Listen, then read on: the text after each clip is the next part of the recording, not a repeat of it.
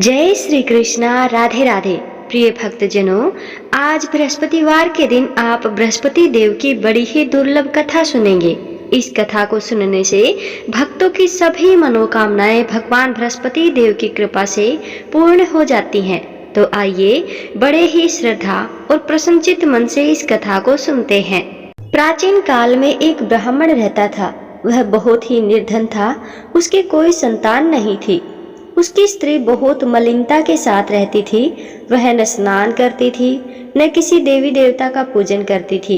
इससे ब्राह्मण देवता बड़े दुखी थे। बेचारे बहुत कुछ कहते थे, किंतु उसका कुछ परिणाम न निकला। भगवान की कृपा से ब्राह्मण की स्त्री के कन्या रूपी रतन पैदा हुआ। कन्या बड़ी होने पर प्रातः स्नान करके भगवान विष्णु का जाप व बृहस्पतिवार का व्रत करने लगी। अपने पूजन पाठ को समाप्त करके विद्यालय जाती तो अपनी मुट्ठी में जौ भर करके लेकर जाती थी और पाठशाला के मार्ग में डालती जाती। तब ये जो सोने के हो जाते तो लौटते समय उनको बीन करके वो बालिका घर ले आती थी। एक दिन वह बालिका सूप में उस सोने के जौ को फटकार कर साफ कर रही थी कि उसकी माँ ने उसको देख लिया और कहा, हे बेटी, सोने के जौ के लिए सोने का सूप होना चाहिए। दूसरे दिन बृहस्पतिवार था। इस कन्या ने व्रत रखा और बृहस्पति देव से प्रार्थना करके कहा, मैंने आपकी पूजा अगर सच्चे मन से की हो तो मेरे लिए सोने का सूप दे दो। बृहस्पति देव ने उसकी प्रार्थना स्वीकार कर ली। रोजाना की तरह वह कन्या जौ फैलाती हुई जाने लगी। जब लौटकर जौ बीन रही थी तो बृहस्पति देव की कृपा से सोने का सूप मिला। उसे वह घर ले आई और उसमें जौ साफ करने लगी, परंतु उसकी माँ का वही ढंग रहा। एक दिन की बात कि वह कन्या सोने के सूप में जौ साफ कर रही थी। उस समय उस शहर का राजपुत्र वहां से होकर निकला।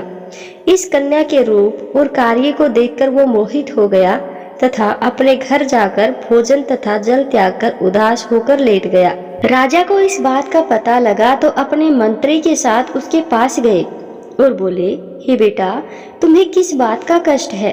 किसी ने अपमान किया है अथवा और कारण हो सो कहो, मैं वही कार्य करूंगा जिससे तुम्हें प्रसन्नता हो। अपने पिता की बात सुनकर राजकुमार बोला, मुझे आपकी कृपा से किसी बात का दुख नहीं है।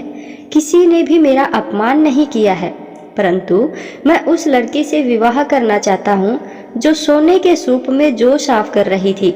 यह सुनकर राजा आश्चर्य में पड़ गए और बोला, बेटा, इस तरह की कन्या का पता तुम ही लगाओ, मैं उसके साथ तेरा विवाह अवश्य ही करवा दूंगा। राजकुमार ने उस लड़की के घर का पता बताया। तब मंत्री उस लड़की के घर पर गए और ब्राह्मण देवता को सभी हाल बताया। ब्राह्मण देवता राजकुमार के साथ अपनी कन्या का विवाह करने के लिए तैयार हो गए तथा विधि विधान के अनुसार ब्राह्मण की कन्या का विवाह राजकुमार के साथ हो गया। कन्या के घर से जाते ही पहले की भांति उस ब्राह्मण देवता के घर में गरीबी का निवास हो गया। अब भोजन के लिए भी बड़ी मुश्किल से दाना मिलता था। एक दिन दुखी होकर ब्राह्मण देवता अपनी पुत्री के पास गए। बेटी ने पिता की दुखी अवस्था को देखा और अपनी माँ का हाल पूछा। तब ब्राह्मण ने सभी हाल कन्या को कह सुनाया। कन्या ने बहुत सा धन देकर के अपने पिता को विदा कर दिया। इस तरह ब्राह्मण का कुछ समय सुखपूर्वक व्यतीत हुआ। कुछ दिन के बाद फिर वही हाल हो गया।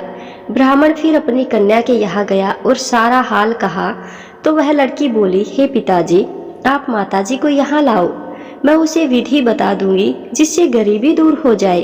वह ब्राह्मण देवता अपनी स्त्री को साथ लेकर के पहुँचे तो अपनी माँ को वो बेटी समझाने लगी, हे माँ, तुम प्रातःकाल प्रथम स्नान आदि करके विष्णु भगवान का पूजन करो तो सब दरिद्रता दूर हो जाएगी। परंतु उसकी माँ ने एक भी बात नहीं मानी और प्रातःकाल उठकर अपनी पुत्री के बच्चों की झूठन को खा लिया। इससे उसकी पुत्री को भी बहुत गुस्सा आया और एक रात को उसको कोठरी में बंद कर दिया और अपनी माँ को वहीं बंद करके प्रातःकाल उसे निकाला तथा स्नान आदि करा के पाठ करवाया तो उसकी माँ की बुद्धि ठीक हो गई और फिर प्रत्येक बृहस्पतिवार को व्रत रखने लगी। इस व्रत के प्रभाव से उसके माँ बाप बहुत ही धनवान और पुत्रवान हो गए और बृहस्पतिवार के प्रभाव से इस लोक में सुख भोग करके स्वर्ग को प्राप्त हुए। तो दोस्तों, ये थी बृहस्पति देव की कथा।